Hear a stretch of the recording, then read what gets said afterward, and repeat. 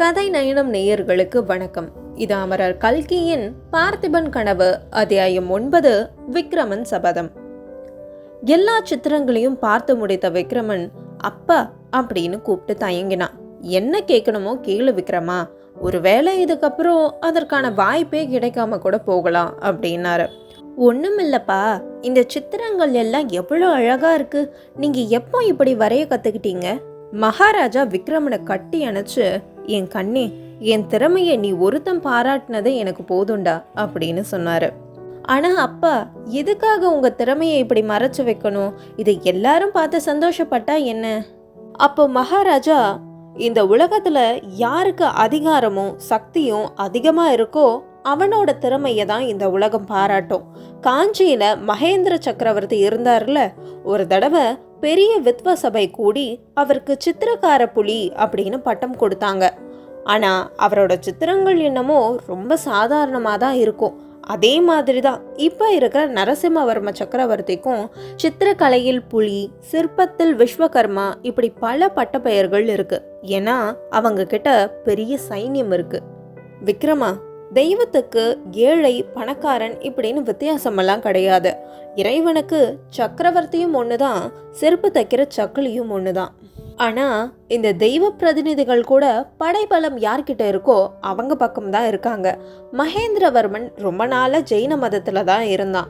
சிவனடியார்கள் எல்லாம் துன்புறுத்தினான். திடீர்னு ஞானோதயம் பிறந்து சிவபக்தனா மாறிட்டானா. இந்த உலகமும் அவனோட நடிப்புல ஏமாந்து போச்சு. புராதன காலத்துல இருந்து சோழ வம்சம்தான் வைஷ்ணவத்தையும் சைவத்தையும் வளர்த்து வந்தாங்க. ஆனா இன்னைக்கு சிவனடியார்களும் வைஷ்ணவ பெரியவர்களும் அந்த காஞ்சி சக்கரவர்த்தியோட ஆஸ்தான மண்டபத்துக்கு தானே போறாங்க. இப்போ தெரியுதா நான் ஏன் இந்த சித்திரங்கள் எல்லாம் மறைச்சு வச்சிருக்கேன்னு?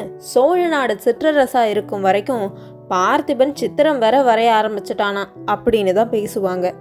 அப்புறம் இன்னொரு விஷயம் விக்ரமா, இதெல்லாம் நான் என் திறமைக்காக மட்டும் பண்ணல, என் மனசுல இருந்த ஆசைகளை தான் இப்படி வரைஞ்சிருக்கேன். இதெல்லாம் மற்றவங்க பார்த்தா சிரிக்க மாட்டாங்க? இவ வீணா ஆசைப்படுறான்னு சொல்ல மாட்டாங்களா? இதெல்லாம் என்னைக்கு நிஜமா மாறுதோ அன்னைக்கு தான் மக்கள் வந்து பார்க்குற மாதிரி இந்த மண்டபத்தை திறக்கணும். இது என்னோட காலத்துல நிச்சயமா நடக்க போறதில்ல. ஆனா நீ இதை நிறைவேற்றணும் விக்ரமா. அதுக்காகவே நீ உயிர் வாழணும். இது மட்டும்தான் உன் வாழ்க்கையோட நோக்கமா இருக்கணும். நாளைக்கு மறுதினம் நான் போருக்கு கிளம்புறேன். திரும்பி வருவேனா அப்படிங்கிறது நிச்சயம் இல்லை. ஆனா ஒருவேளை நான் இறந்துட்டாலும் என் ஆன்மா இங்கேயே தான் இருக்கும். பார்த்திபன் மகன் சோழ குலத்தையே பெருமைப்படுத்திட்டான் அப்படின்னு மக்கள் பேசுறத என் காதால கேட்கணும். இதுதான் நீ எனக்கு செய்யற ஈமக்கடன். செய்வியா விக்ரமா? இளவரசன் விக்ரமன், செய்வேன்பா, சத்தியமா செய்வேன்பா அப்படின்னு தழுதழுக்கிற குரல்ல கண்ணீர் விட்டுட்டே சொன்னான்.